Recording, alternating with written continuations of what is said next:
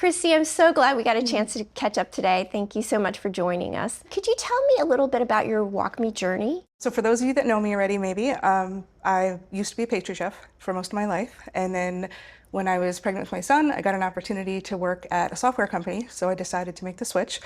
And I was a software trainer for a long time, over 10 years. And then that's where they picked up WalkMe at my last company in 2017. And since then, I've been a solo builder. I switched to Gore almost 4 years ago. And we have it on 4 platforms live, both internal for employee facing and external for the clients. It's wonderful. How have you used WalkMe to prevent errors before they happen? I have a couple good examples we can go over. So when you're using Salesforce, there's a lot of fields and there's a lot of validation errors that happen at the end when you go to submit. So I've found instead of having people deal with all the errors as they're submitting, if you kind of help them as they go through the form, it'll help avoid those errors altogether. So one thing we did is this first one with red hover text. This is from Smart Tip. You just set it on hover. So if there's something they really need to know and you really want them to fill it in a certain way, just put the help text in red, they hover over it, they don't even have to click onto a Smart Tip button, they just automatically get the hover every time. Nice. So that's been really successful for us. Also placeholder text. So here you can see it automatically has kind of instructions on what to fill in that field and what the field is for. So being with that, they kind of just see that as they're scrolling down, fill it in, and prevent the errors that way. And something else that helped us a lot was doing a launcher cover, just like a white button, which is super simple. But in this shot, you can see on the side by side, the first one has the example before the cover. So you can see there's a plus add contact at the bottom of this. And the next one has it after where it's covered up. So it basically just makes that option go away. The reason we did that was because we have certain validation that happens when you create a contact from the new contact form.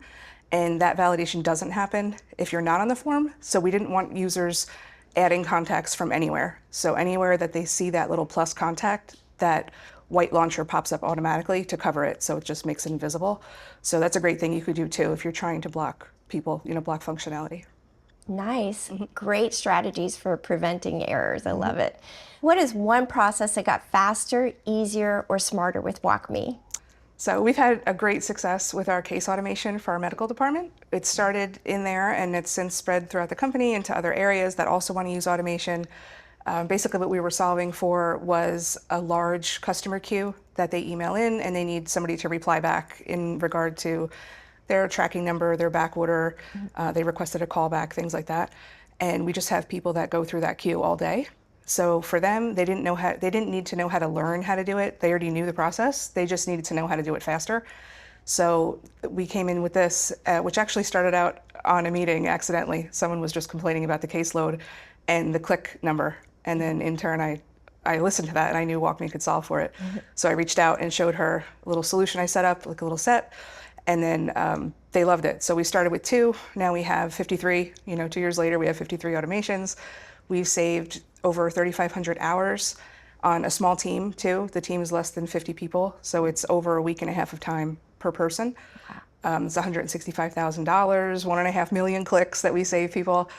And development too, I track with our story points because all of our stories are sized. And we have a cost per story point that we use. So if development had done it instead of WalkMe, it would have cost us over $357,000. So for us, that was a huge win on our WalkMe. ROI is great stat.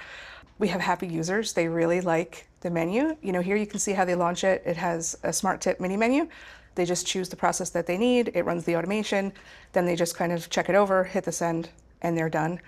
If you want to see more on how to actually do this and set it up and track it with all your metrics, you can check out the recording of the DAP Pro Show.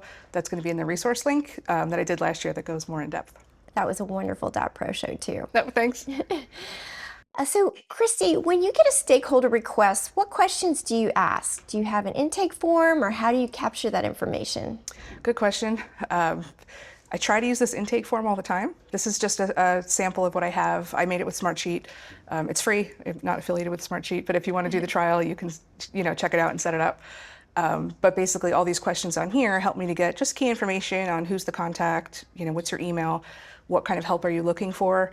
If you're not really sure what to do, you can do, I need help deciding, and I'll help you see more about what you're trying to do.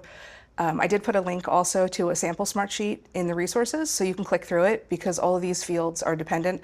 So if whatever option you choose, it'll open up different options as far as scheduling, dates, copy, things like that. When I get the intake form, or any other form, if somebody reaches out via Teams all the time, or they just call me, set up a meeting to talk about what they need, I'll put all of that into Jira. So we use that for project tracking. And I'll put the intake form or screenshots or print their emails and put it in the story notes to kind of keep organized on what I'm doing.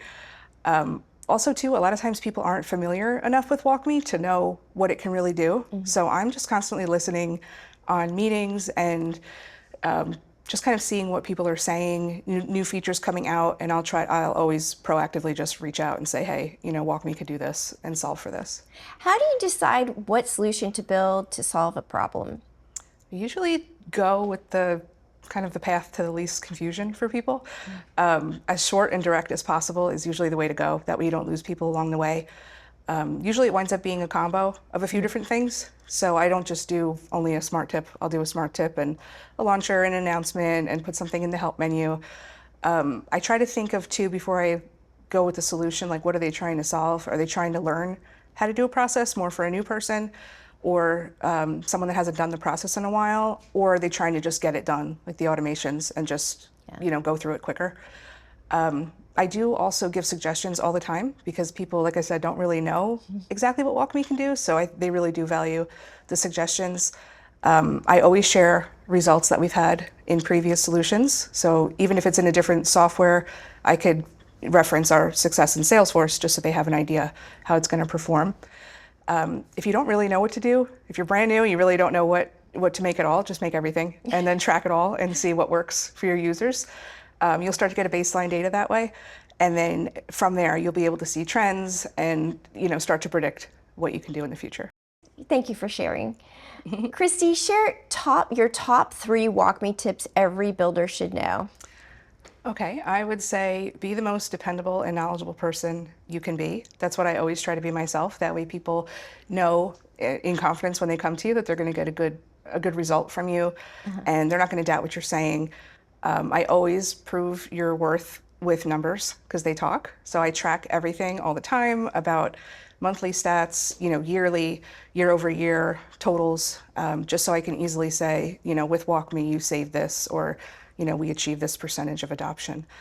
Fact find up front, if you can. I always spend time on that to really see what the person's trying to solve for, because a lot of times they'll reach out and they think it's one thing, but really the underlying issue is something else. So I do spend time up front to make sure I give them the best result possible. You can always reach out for support. There's support everywhere, all over the community. WalkMe support, live chat. What's one thing you've learned the hard way? For me, it was a little hard to say no, because sometimes you do have to say no. People are just asking for something that either doesn't make sense, it might be a little overkill, might be not enough.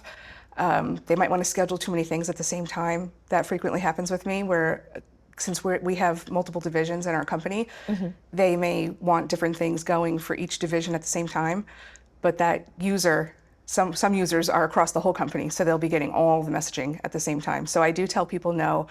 It was a little hard in the beginning for me just to kind of, as a new person at the company, say, tell people like that's too much stuff to put out. Yeah. But, they value it now, and you really don't want to overwhelm the users is really like the end game. Christi, give me some advice for someone in year one of their WalkMe journey. I would say the thing that will help you the most is educate yourself. It's, not just a plug for the DAI, but it's true.